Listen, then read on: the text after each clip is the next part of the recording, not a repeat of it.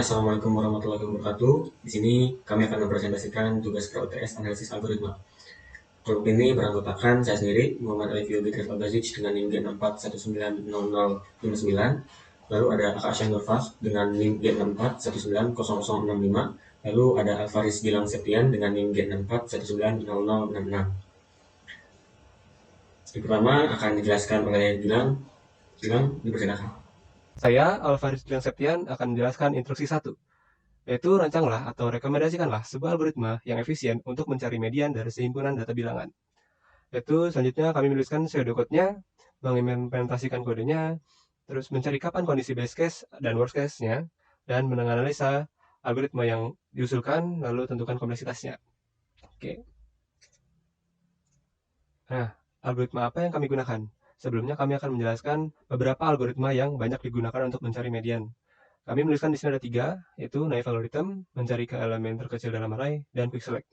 Yang pertama adalah naive algorithm, yaitu mengurutkan array terlebih dahulu, lalu dicari nilai mediannya. Naive algorithm ini tidak terlalu efisien, karena menggunakan sorting algorithm yang sebenarnya tidak diperlukan untuk disort dan juga kompleksitas waktunya O n log n. Yang kedua, ada mencari ke elemen terkecil dalam array. Itu algoritma ini mirip naive algorithm yang dibahas sebelumnya. Tapi bedanya, algoritma ini mengurutkan mulai dari mencari nilai terkecil, lalu mencari nilai yang terbesar, sehingga sampai ke titik tengah. Untuk kompleksitas waktu algoritma ini adalah OKN. Ketiga adalah quick select. Algoritma yang populer untuk mencari median ialah algoritma quick select, yaitu diawali dengan memilih nilai pivot. Lalu array dikelompokkan menjadi 2 partisi. Partisi pertama yang sebelah kiri untuk nilai-nilai dalam array yang lebih kecil dari pivot, dan partisi kedua atau sebelah kanan untuk nilai-nilai dalam array yang lebih besar dari nilai pivot. Jika pivot tepat berada di tengah, maka algoritma mengembalikan nilai pivot. Jika pivot berada di sebelah kanan, maka rekursi quick select partisi kiri. Serta jika pivot berada di kiri, maka rekursi quick select partisi kanan. Kompleksitas quick select adalah ON. Oke. Nah, algoritma yang kita gunakan apa sih?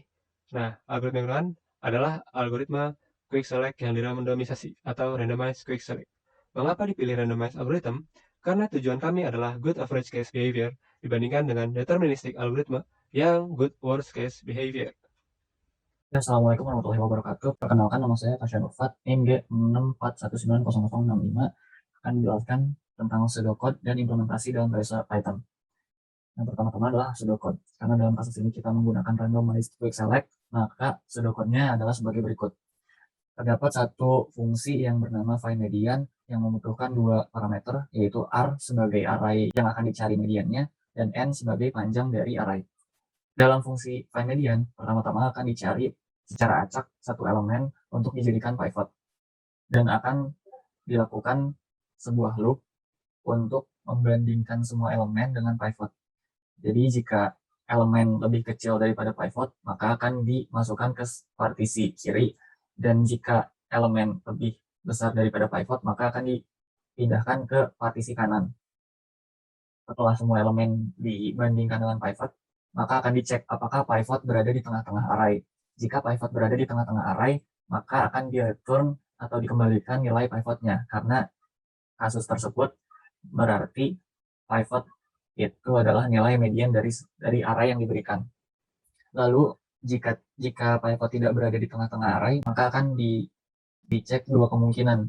Jika pivot berada di bagian kiri array, maka akan dipanggil lagi fungsi find median dengan array partisi kiri dan panjangnya.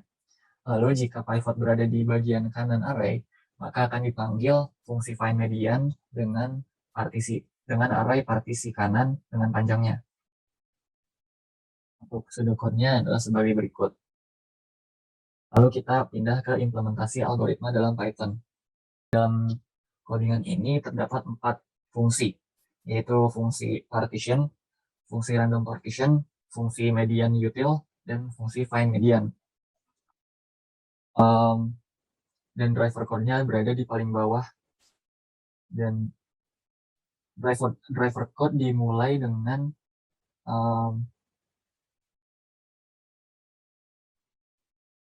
dengan inisiasi variabel start untuk mengukur running time-nya.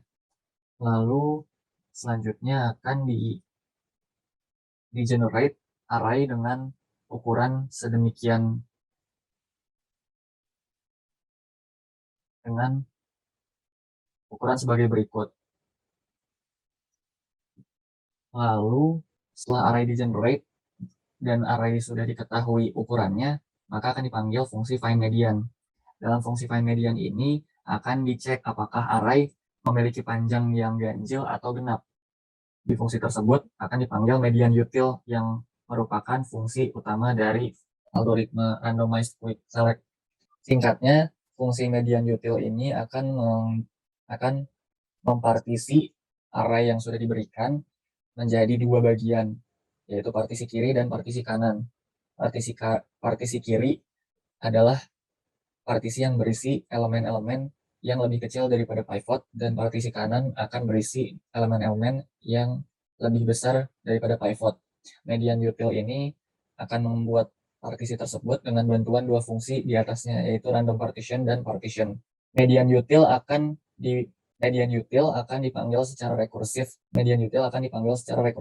Lalu jika median util sudah selesai, akan langsung di-print nilai mediannya dalam fungsi find median. Selanjutnya kita kembali ke driver code, yaitu di situ terdapat variabel stop yang menandakan berakhirnya running time dari codingan tersebut, dan lalu akan di-print running time dari codingan tersebut.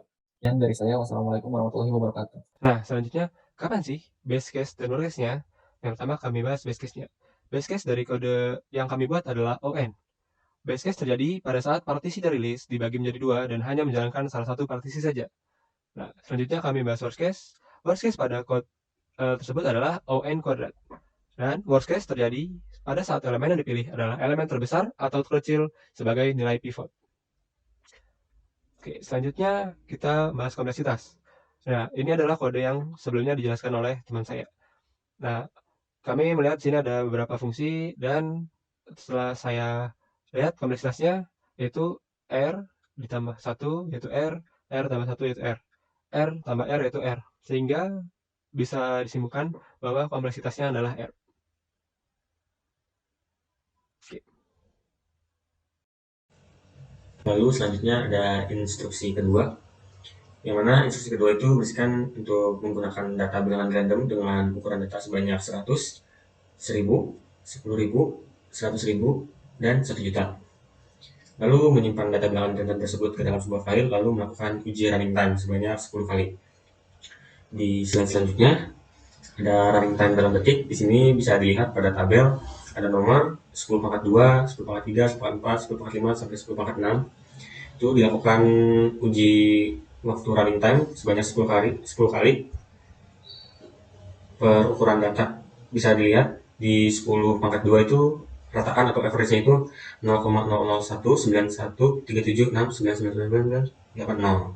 Lalu yang 10/3 itu memiliki rataan 0,00269006000.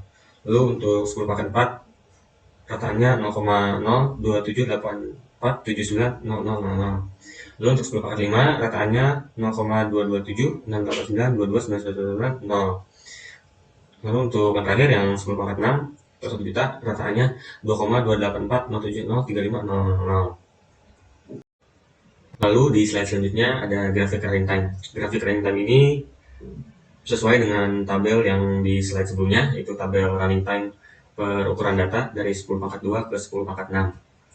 Nah, itu yang paling kecil itu dari 0,01913769980 yang didapatkan dari rataan 10/2, terus naik ke 0,00269000 itu ke rataan 10/3, lalu naik ke rataan 10/4 yaitu 0,02784790, lalu naik lagi mendekati 0,5 ya, itu adalah 0,22768922990 dari 10/5. Lalu yang paling sebelah kanan atas itu adalah dari rataan 10/6 yaitu 2,28407035000. Sekian presentasi dari kelompok kami, kurang lebihnya mohon dimaafkan.